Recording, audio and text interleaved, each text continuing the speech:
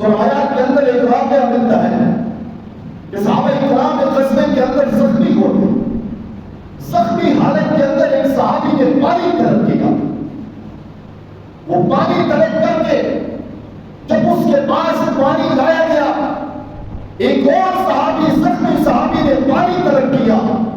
اس صحابی نے جس کو پیاس کی شدت تھی، جس کو پانی کی طلب تھی، جس کو پانی کی طلب موجود تھی، لیکن اس صحابی نے اشارہ کیا کہ میرے بھائی کو دیجیے.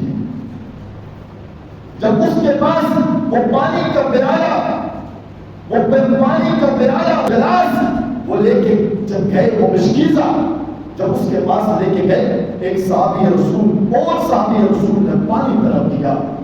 کہا کہ مجھے بھی پانی کی اشد ضرورت ہے. اس صحابی کو بھی پانی کی اشد ضرورت تھی، لیکن اس نے اشارہ کیا کہ میرے بھائی کو دیجیے.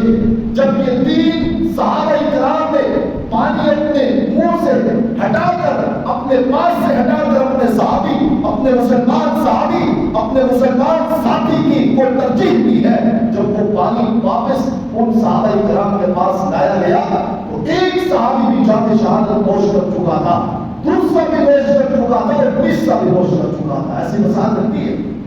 ہرگز نہیں ملتی.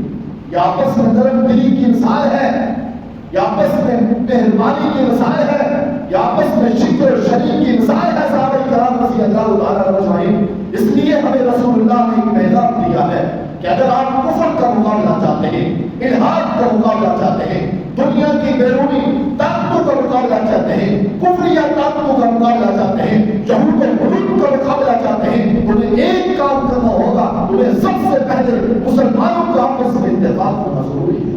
اتفاق ہونا کیا ہے؟ ضروری ہے. رسول اللہ صلی اللہ علیہ وسلم نے